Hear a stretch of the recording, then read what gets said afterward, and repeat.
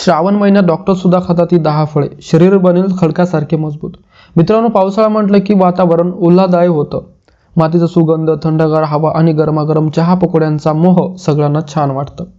पण याच पावसाळ्यात आपल्या आरोग्याची थोडी जास्त काळजी घेणं गरजेचं असतं. कारण या काळात दूषित पाणी, अस्वच्छ अन्न आणि बदललेल्या हवामानामुळे पोटाचे विकार, संसर्ग आणि इतर आजारांचा धोका वाढू शकतो. म्हणूनच मित्रांनो, आजच्या व्हिडिओमध्ये आपण पाहणार आहोत अशी 10 पौष्टिक फळे जे आपल्या आहारात योग्य प्रमाणात घेतल्यास पचनक्रिया सुरळीत ठेवण्यास आणि शरीराला आवश्यक जीवनसत्वे व खनिजे मिळवून देण्यास मदत करू शकतात.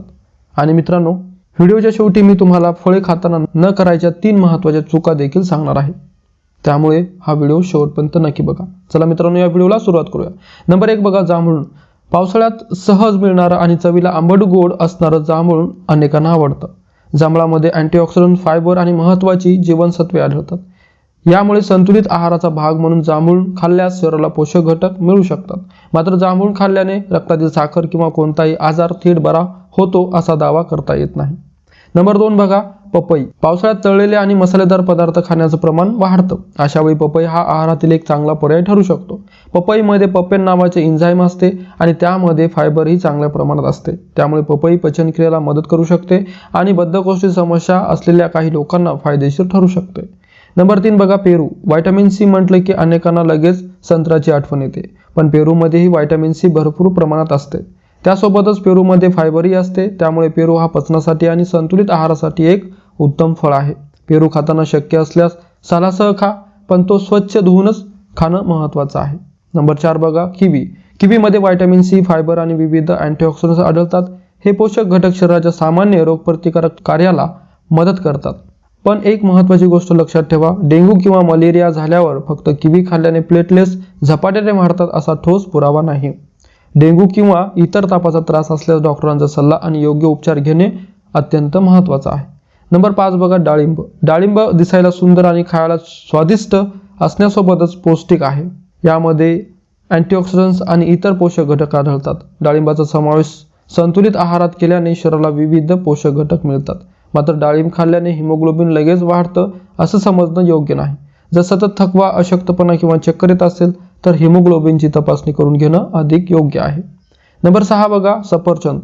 And apple a day keeps the doctor away. ही म्हण तुम्ही नक्कीच ऐकली असेल. सफरचंदमध्ये फायबर आणि विविध अँटीऑक्सिडंट्स असतात. त्यातील फायबर पचनक्रियेसाठी उपयुक्त ठरू शकते आणि पोट भरल्यासारखं वाटण्यास मदत करू शकतं. पण सफरचंद ही शरीरातील सगळी घाण बाहेर काढणार क्लिन्झर नाही. आपल्या शरीरातील विषारी पदार्थ बाहेर टाकण्याचं काम मुख्यतः यकृत आणि मूत्रपिंड नैसर्गिकरित्या करतात. नंबर 7 बघा, नाशपाती. नाशपातीमध्ये पाणी आणि फायबर चांगल्या प्रमाणात असतात. पावसाळ्यात पचनक्रिया थोडी बिघडली असेल किंवा आहारात फायबर कमी असेल तर नाशपाती हा चांगला उपाय आणि पर्याय ठरू शकतो. त्यामुळे पोट भरल्यासारखं वाटतं आणि नियमित शौचास मदत होऊ शकते. म्हणूनच पावसाळ्यात फळांच्या आहारात नाशपातीलाही स्थान द्या. नंबर 8 बघा, आळू. मित्रांनो, आळूमध्ये पाणी, फायबर, जीवनसत्वे आणि अँटीऑक्सिडंट्स आढळतात. हे शरीराला विविध पोषक घटक मिळवून देऊ शकते. मात्र आळू खाल्ल्याने पावसाळ्यातील त्वचेची ॲलर्जी किंवा फंगल इन्फेक्शन बरे होतं असा दावा करता येत नाही. त्वचेवर खास लालसरपणा किंवा संसर्ग दिसत असल्यास योग्य उपचार घेणं गरजेचं आहे. नंबर 9 बघा, केळं. पावसाळ्यात बाहेरचं मसालेदार आणि तळलेलं अन्न खाल्ल्यानंतर काही लोकांना आम्लपित्त किंवा जळजळ जाणवू शकते. केळ्यामध्ये कार्बोहायड्रेट्स आणि पोटॅशियमसह अनेक पोषक घटक असतात. त्यामुळे ते पटकन ऊर्जा देणाऱ्या फळांपैकी एक आहे. मात्र प्रत्येक व्यक्तीला आम्लपित्त झाल्यावर केळ्याने आराम मिळेल असंच नाही. तुम्हाला केळ खाल्ल्यानंतर त्रास वाढत असेल तर ते टाळणं चांगलं. नंबर 10 बघा, आलूबुखारा. हे फळ चवीला आंबट गोड असतं आणि त्यामध्ये फायबर, जीवनसत्वे आणि अँटीऑक्सिडंट्स आढळतात. त्यातील फायबर पचनक्रियेसाठी उपयुक्त ठरू शकते. पण आलूबुखारा शरीरातील सगळे विषारी पदार्थ बाहेर काढतो असं म्हणण्यापेक्षा ते पौष्टिक फळ म्हणून आहारात समाविष्ट करणं अधिक योग्य आहे. आता जाणून घेऊया फळे खाताना न करायच्या 3 महत्त्वाच्या चुका. पहिली चूक बघा, फळ न धुता खाणं.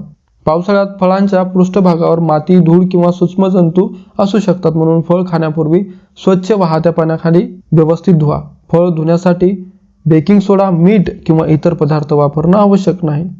विशेषतः फळं कापण्यापूर्वी त्याचा बाहेरील भाग स्वच्छ धुणं महत्त्वाचे आहे.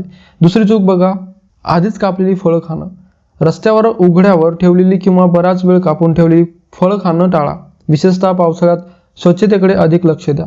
शक्य असल्यास फळं घरी स्वच्छ धुवून खाण्याच्या अगदी आधी कापा. तिसरी चूक बघा, फळांबद्दल चुकीचे नियम. फळं फक्त सगळीच खावी किंवा सूर्यास्तानंतर फळं खाल्ली तर ती पोटात सडतात, हा समज योग्य नाही. बहुतेक निरोगी व्यक्ती दिवसाच्या योग्य वेळी फळ खाऊ शकतात. महत्त्वाचं म्हणजे तुमच्या एकूण आहारात फळांचं योग्य प्रमाण असावं आणि तुम्हाला एखाद्या फळामुळे त्रास होत असेल तर ते टाळावं. मित्रांनो, पावसाळ्यात आरोग्य चांगलं ठेवण्यासाठी फक्त फळ खाणं पुरेसं नाही. स्वच्छ पाणी प्या, ताजं आणि स्वच्छ अन्न खा, हात स्वच्छ धुवा आणि बाहेरचं अस्वच्छ अन्न शक्य तितकं टाळा. आणि सर्वात महत्त्वाचं म्हणजे ताप, उलट्या, जुलाब, तीव्र पोटदुखी किंवा डेंग्यू मलेरियासारखी लक्षणं दिसत असतील तर घरगुती उपचारांवर अवलंबून न राहता डॉक्टरांचा सल्ला घ्या. तर ही 10 फळं तुमच्या पावसाळी आहारात योग्य प्रमाणात नक्की समाविष्ट करा. मित्रांनो, हा व्हिडिओ तुम्हाला माहितीपूर्ण वाटला असेल तर तुमच्या कुटुंबातील आणि मित्रमंडळींमध्ये नक्की शेअर करा. निरोगी राहा, आनंदी राहा आणि पावसाळ्याचा आनंद घ्या. धन्यवाद.